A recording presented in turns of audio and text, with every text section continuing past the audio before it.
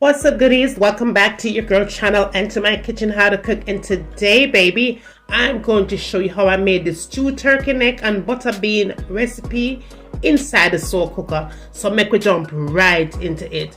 Now, this is our turkey neck right here, and honey, turkey neck is one of them things where you have to really clean it up really nice. It is a little bit time consuming to clean it up, I have to confess. But once you have cleaned it, it is going to be immaculate. Now, it is critical that you clean it up, all right, just like I'm doing here, because what happens if you don't, then when you cook it, it is harder to cook. It will be much more denser in texture, and it does have that little extra fatty type of a thing going on. So you want to be sure to kind of clean it off to the best of your ability. You might not get all of it off, but you want to get 95% of it off, right? Now, once you have done that, all right, it's going to be ready, but however, you have to clean it up. But don't worry, goodie, I'm going to show you how to, in fact, clean up your turkey necks for cooking, okay? Now, we're going to need a lemon, of course. If you don't have a lemon, use a fresh lime. And if you don't have lime, just use some lemon juice, okay? Now, to wash it, you're going to need cold running water, of course. I'm using apple cider vinegar here. I usually use white vinegar, but my white vinegar is over because you know your girl cook with vinegar every single day, all day straight, right? So I only have apple cider here, so that is what I'm using. But however, you could always substitute that out, apple cider vinegar, for whatever kind of vinegar you have. Now, honey, I'm giving these turkey neck a bath here, a thorough shower.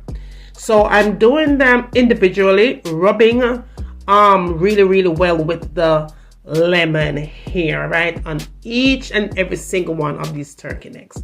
The cooking process starts here. This is where your meat is going to be extra filled with flavor when you thoroughly give it a nice wash. Now, make sure that this running water is cold. In fact, you want to just keep letting it run under that running water until the water becomes nice and clear, very clear, like I'm doing here, okay?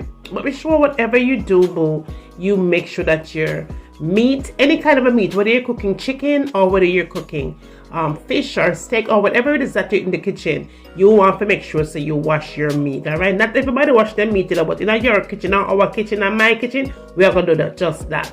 Now, after we have done it, it's perfect, and I love the way that looks. However, I'm going to give my sink a nice little clean up because you don't know how it go.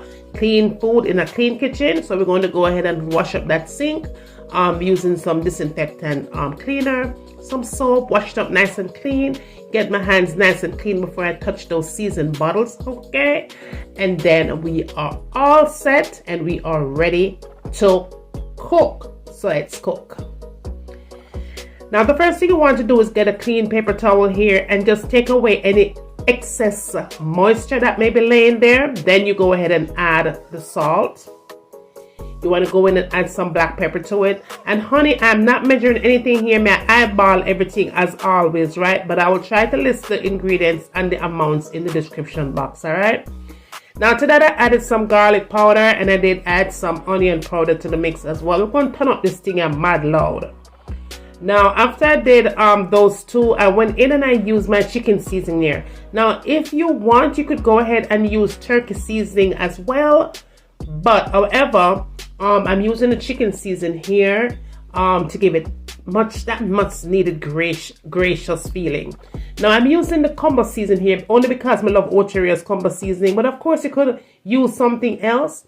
Maybe some all-purpose seasoning of your choice will work just fine. In addition to that, I'm adding some allspice pimento berries or pimento seed, as you want to call it right there. Then I'm adding some herbs. So I'm adding some oregano here, just a little bit of that. I'm adding some parsley.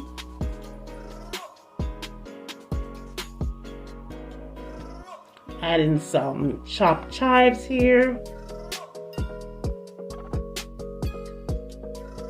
And then I'm adding some, I think I added basil and oregano, all right? But yes, good. You don't know what I'm talking about, right? Add the green something then. Just go ahead and add it in there, and I'm using dry. Now, to give it some color here, boo, we're going to go in and add some browning. You might ask what browning is. Browning is something that color your meat, right? So you add some of that, and you can substitute out that for soy sauce. Now this is my homemade marinade, y'all, and I'm going to list that link for you, so you go ahead and follow that recipe. It is so good, so good. All right, so just go ahead and just throw in that homemade marinade onto your turkey necks, honey. I got you. The link is in the description for that. Looks so good and tastes amazing on anything.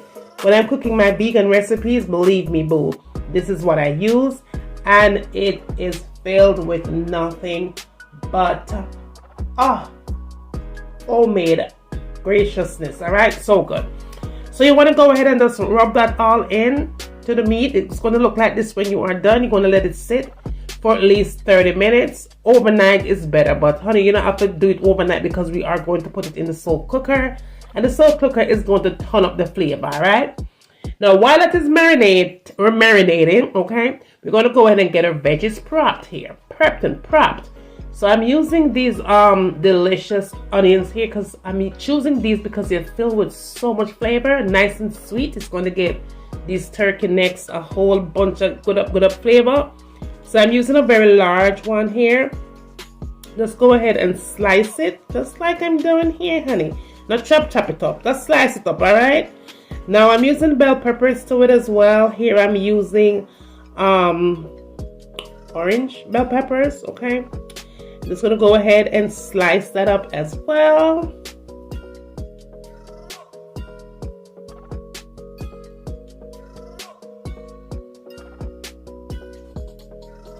To that, I'm going to add green bell peppers, and we're going to do the same thing. Now, you can always switch up the color of choice. It doesn't make any difference because once it cooks, trust me, the color disappears, right?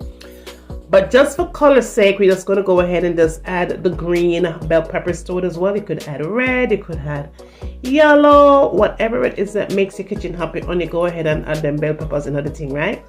Now we're using 3 scallions here. So we're going to go ahead and just clean them up really nicely and go ahead and slice it up and put it into the mixture.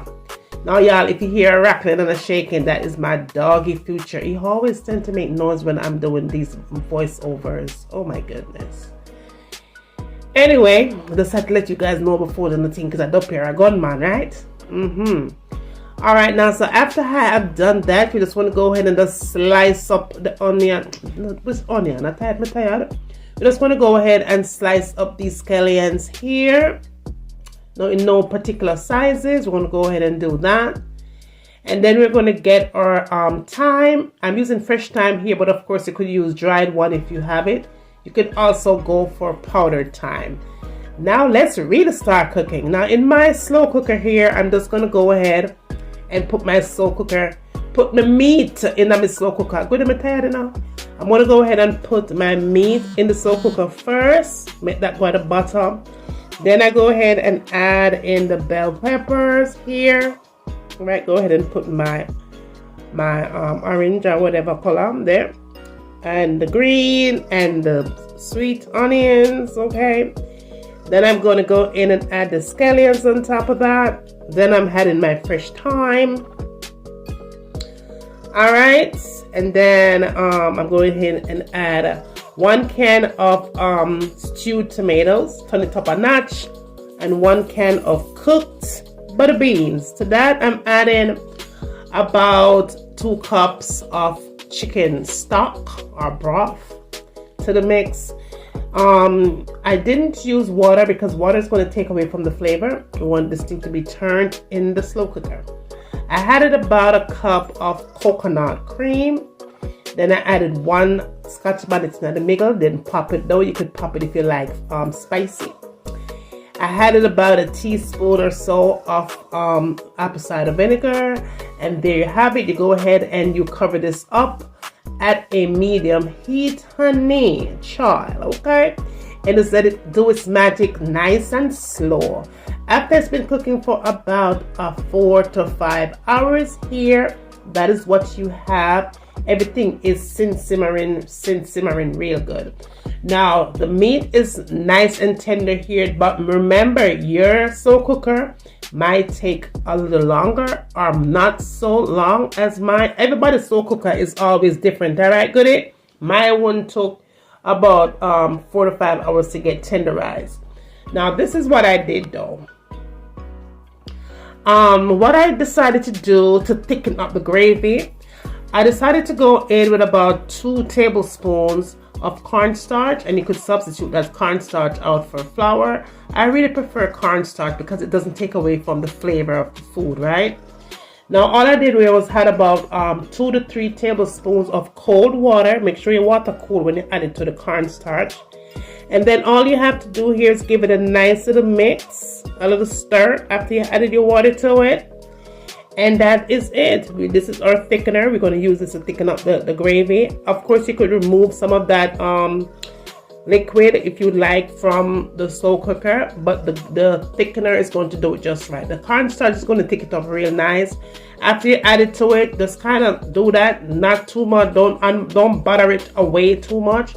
Just kind of make sure that you get all of that cornstarch together with everything else. And then you're going to go back and you're going to cover it back up and give it about another half an hour or so. Correct? Because my meat was already cooked here, but I wanted the gravy to thicken up a little bit more. Okay? And as you can see, look at that, y'all. Oh my goodness. Perfection. Nice, right? Now, after I was done, an hour later, that is what we have. Our turkey necks is cooked nice and tender, filled with nothing but flavor, yummeliciousness, and we are done here. I served it up on white rice. Everyone loved it. Make sure to say enjoy the recipe, share it with all your friends and family. Tell them what's cooking up over here. Bring them, come and send them, come. I am waiting, honey. After you get done doing all of that, tell me where you want to see me I cook next in my kitchen. And remember, as always, from my kitchen to your kitchen. Enjoy!